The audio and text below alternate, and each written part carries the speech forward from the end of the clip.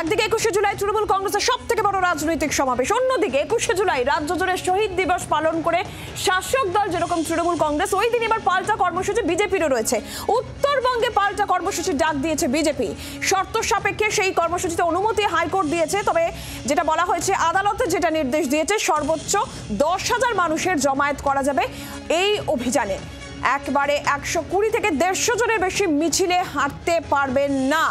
বিজেপির উত্তরকণা অভিযানে হাইকোর্টের যে শর্ত রয়েছে, সর্বোচ্চ জমায়েতের সর্বোচ্চ সংখ্যা 10,000।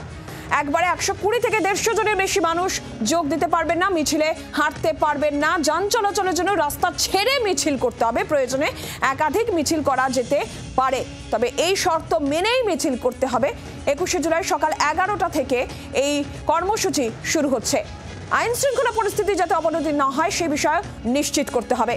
উত্তরকণা অভিযান কর্মসূচি পাল্টা বিজেপির এই অভিযান কর্মসূচিতেও হাইকোর্টের শর্ত। কি বলা হয়েছে বিজেপির তরফে শুনবো।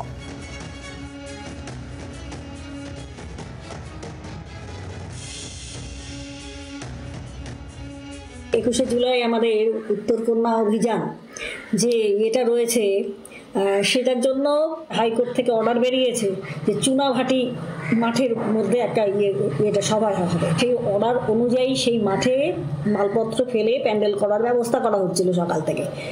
সেখানে এলাকার মানুষকে তৃণমূল কংগ্রেস এমনভাবে লেলিয়ে দিয়েছে, তারা এসে ওখানে কোনোভাবে করতে দেবে না। পুলিশ প্রশাসনকে বলে কলকাতায় খবর দেওয়া হয়েছে, কলকাতায় বলে নানা রকমভাবে করে এবং এলাকাবাসীর সঙ্গে তার সঙ্গে কথা বলে নানা রকমভাবে বুঝিয়ে বলে তারপরে ওখানে ব্যবস্থা করা হলো।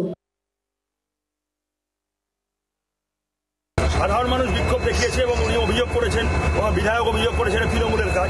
তৃণমূল এই মুহূর্তে 21শে জুলাই যে শহীদ সমাবেশ, ঐতিহাসিক শহীদ সমাবেশ, মমতা বন্দ্যোপাধ্যায়, অভিষেক বন্দ্যোপাধ্যায়, সেই সমস্ত নিয়ে তৃণমূল কর্মীরা ব্যস্ত।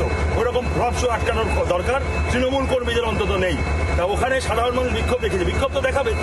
5 বছর হতে আসলো, 2021 থেকে 2025 উনি কোনো উন্নয়ন করেনি, এলাকার মানুষ ওনাকে খুঁজে পায় না, যার জন্য ওখানে বিক্ষোভ দেখিয়েছে। আরও বিক্ষোভ মানুষ দেখাবে, সাধারণ মানুষ বিক্ষোভ দেখাবে।